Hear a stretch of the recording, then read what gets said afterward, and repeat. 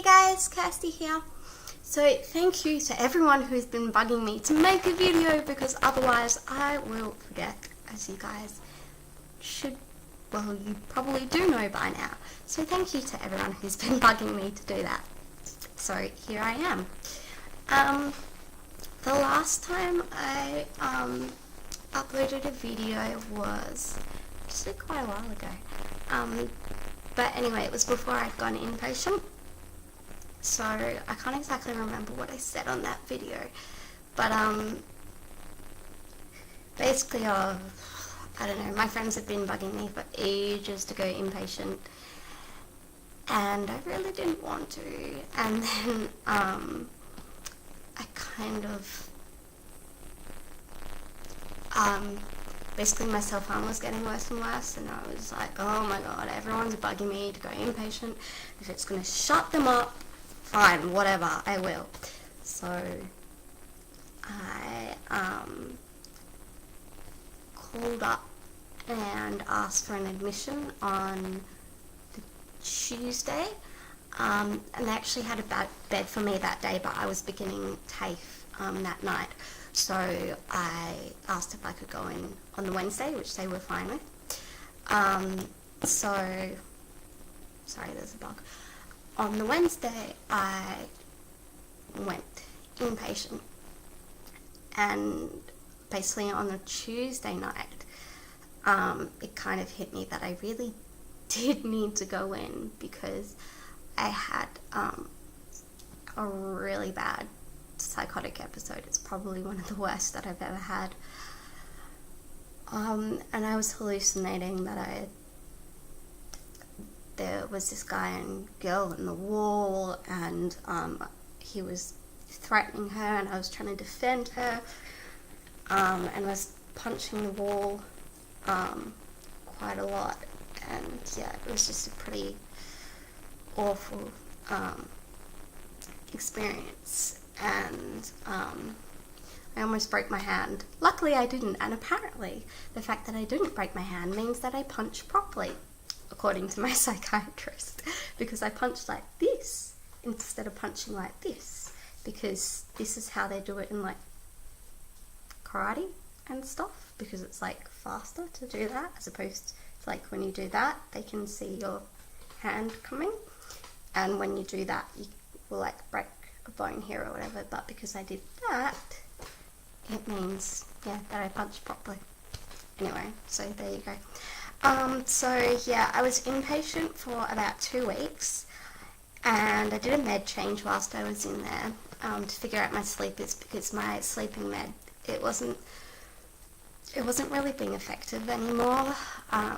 We'd upped it, but it just wasn't working to get me to sleep, which was what it's meant for, you know. It was actually a sleeper Zopiclone. So we changed it, and fiddled around with that, which took forever and meant that I wasn't sleeping. And like one day I went to sleep at 7 a.m. and woke up at 9:30 a.m. I was woken up by my psychiatrist, and I was like, oh, dude, seriously? But yes, I got woken up at 9:30 a.m. that day. Fun. And yeah, I was losing a lot of sleep, and it was just, I hate changing sleeping meds. It sucks. But we've kind of sorted something out now, so I'm hoping that it will continue to be sorted, because yeah, it kind of sucks when it's not. So anyway, we did that, and we did, I did a bit of work on eating regularly, and getting a lot of variety into my diet, because I really wasn't eating a big range of food before I went in. So that was helpful in that respect. And the other thing was that I don't know if maybe the med change has helped this, if it was the new med that I went on. Now this new med is a antidepressant, so you know, maybe it was because of that. But anyway, I haven't, as far as I remember, and I do forget sometimes, but I haven't had any threatening hallucinations. Yay! Since I went inpatient.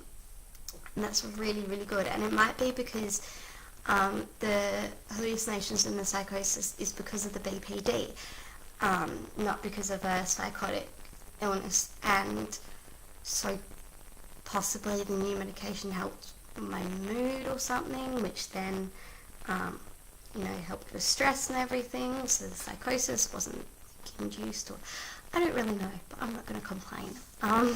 My paranoia has been a little bit worse, but not having hallucinations, and that was kind of the main problem. And as far as I remember, I haven't regressed.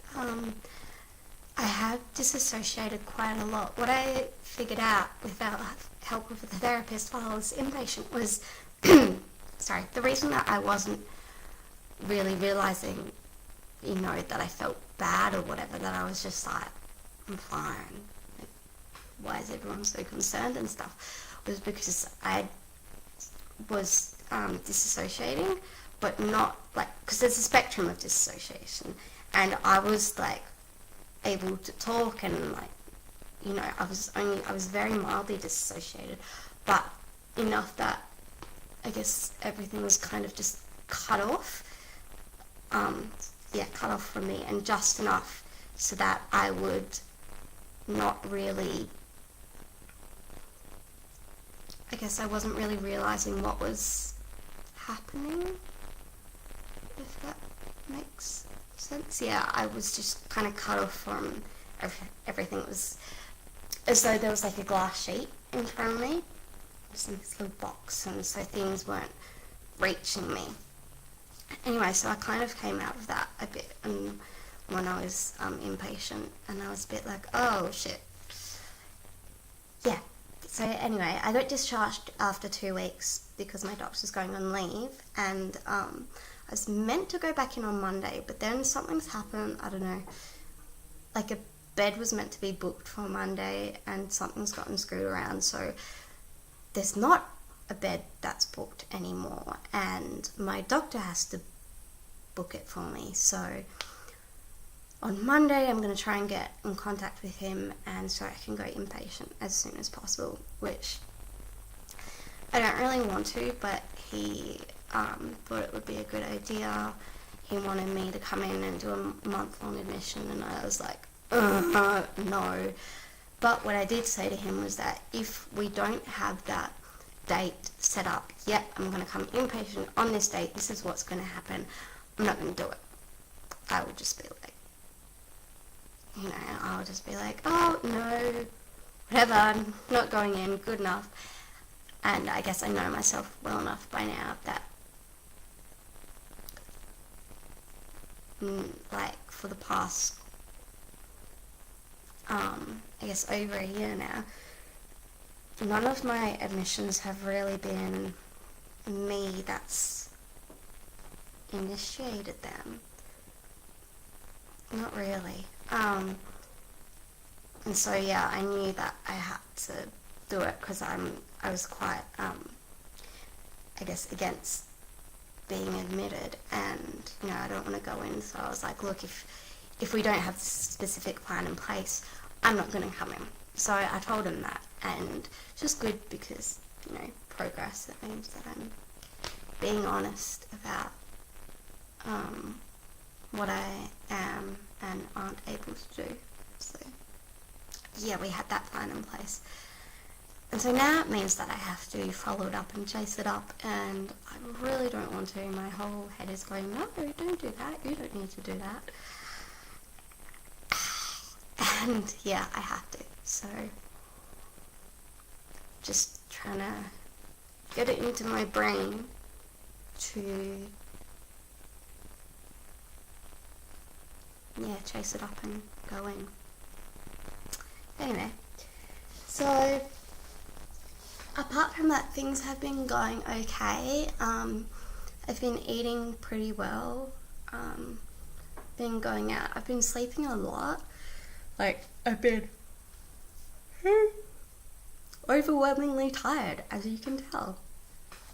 And yeah, so that's not great, but I've been eating okay. I'm pretty sure I've been maintaining. I haven't been weighed. I've gone out quite a lot. I've done quite a bit of self-care. See, look, sparkly nails.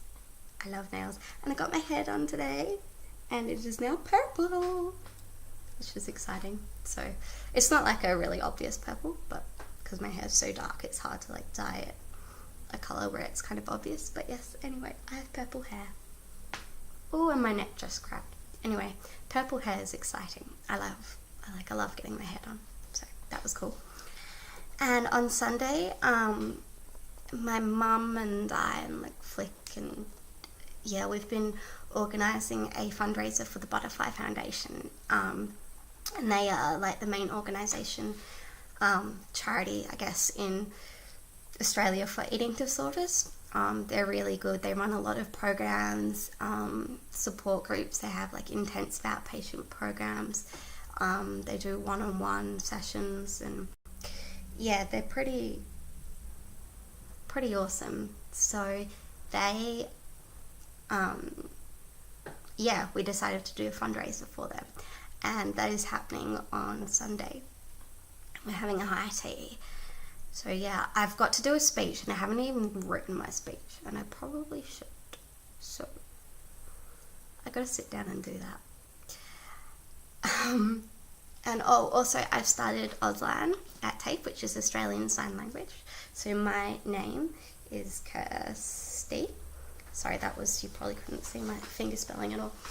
And I'm finding it really enjoyable. I'm loving learning all the signs, and being able to communicate. And it's really satisfying when, you know, my teacher's standing up there and she's signing because she's deaf, and she only signs, she doesn't talk in class, which is brilliant because you're fully immersed in that. You know, I don't have someone standing there talking in English, interpreting it, because if there was someone doing that, then, you know, I'm not going to learn the language as well. As well as if with just purely having someone sign. So yeah, it's really awesome, and I've learned a fair few things. I did like a short course in Auslan at the beginning of the year, and a lot of what I'm learning now is kind of a repeat of that, but there's some stuff that I haven't learned. And what's really cool is that this is the sign for snail, and then guinea pig, and then worm. I love that one. And cocaine is, which I thought was brilliant. And yeah, my classes